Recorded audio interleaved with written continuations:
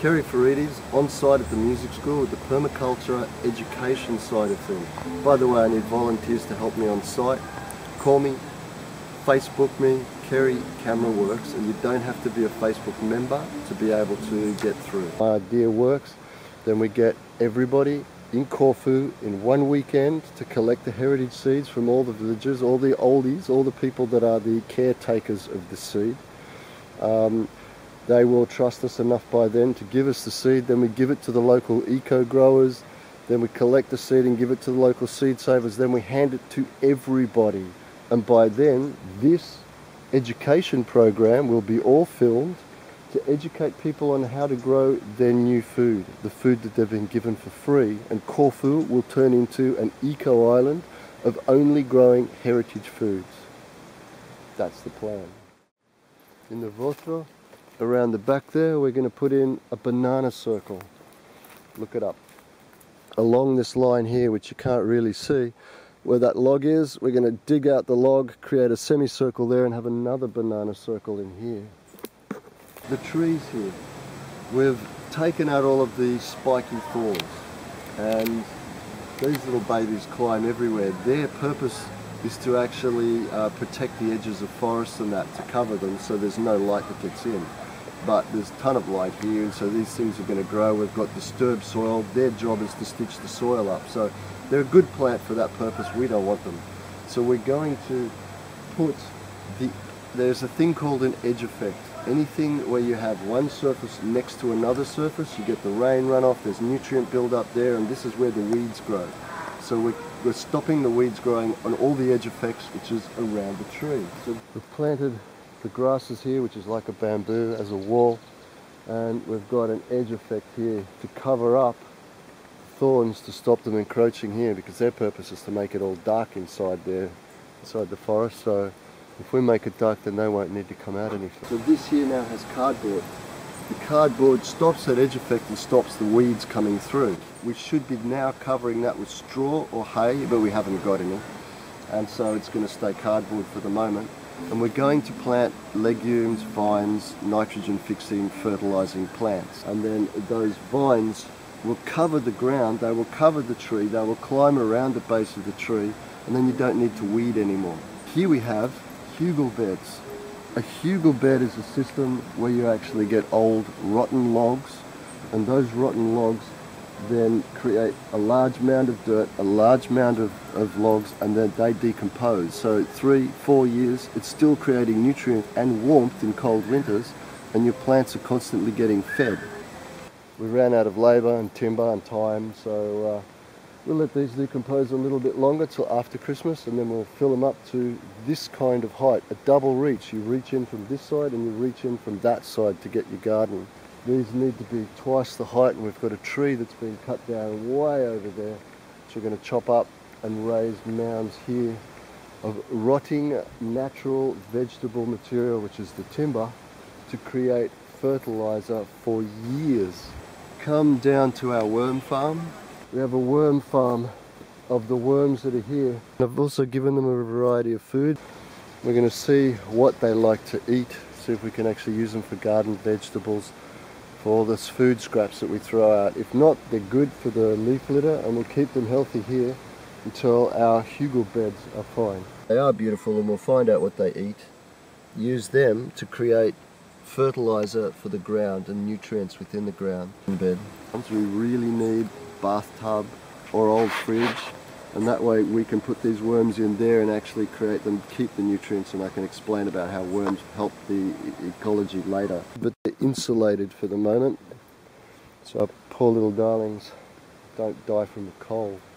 And specific growing systems for herbs onto our swale. The swale is designed to slow the water flow over your land, because up on the hill here the water runs down, rushes down, and if there's any little ditches or gullies or any damage in the soil, then that can be pulled away and eroded.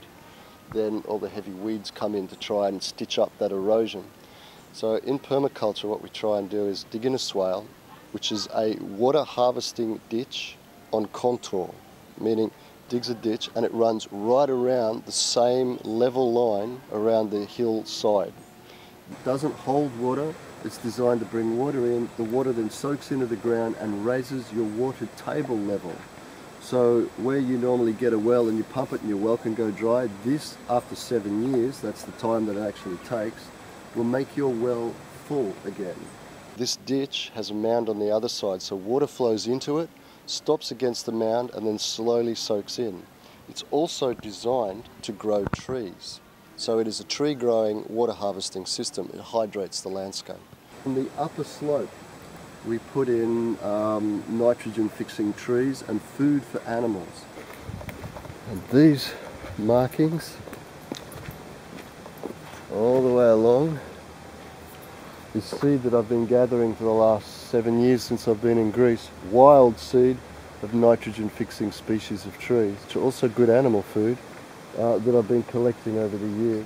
So we plant all different varieties right around. So this is the fertilization part of the system, of the swale. So this is also animal food. In the middle we've got cardboard, and all the tree vegetation that's been cut down is put into here. This will decompose and create nice fertilizer. It's also needed here to fill it up a bit, so when it fills with water and soaks in, the kids don't have something they can drown in. And on this side, the swale mound is a tree growing system. I've planted clover, trifili, anything with legumes, and heritage potatoes. These have been kindly given to me by beautiful people, and they will put a ground cover on, which will also put fertilizer in the soil and fertilize your trees. So this swale is a water harvesting, tree growing system which is here ready to be planted. So everything that is growing here is in preparation for the food forest of trees. This is trees of food you can eat. Every single variety that we can get, we will put here. We need Corfu heritage trees, and we will cover this 35 meters of swale with all food. So this is going to be a food forest. Over there you can see a spiky thing. There's a plateau up there. I've put in prickly pear. Down the bottom here I've put cardboard wall to create an edge effect to stop the thorns encroaching on the edge, but I'll actually put bamboo there, and later we'll put old growth forests, the heritage trees, the traditional long-term growing trees, and we can create a forest down the bottom here, and then pine trees for burning timber and eucalypt and such things that we can grow and chop and use it for firewood, use it for building materials, etc., etc. In between these two trees there's a circle you can sort of see, and this circle is for the geodesic dome, which is up there at the moment.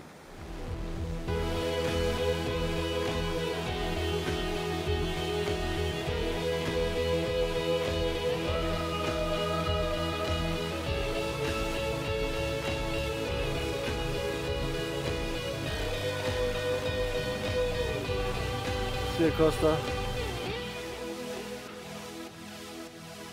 And so we'll bring the dome, we'll cover it up, and then we'll start to plant for next year's new fruit and vegetable season, and all the small trees and that we grow. That's the greenhouse, which was donated by Laeti Zorbas, an engineer here, very cool guy. All for this project of saving the seeds and educating the kids to educate the adults on how to grow the new food. So if my program comes through, if my idea works, then we get everybody in Corfu in one weekend to collect the heritage seeds from all the villagers, all the oldies, all the people that are the caretakers of the seed. They will trust us enough by then to give us the seed, then we give it to the local eco-growers, then we collect the seed and give it to the local seed savers, then we hand it to everybody.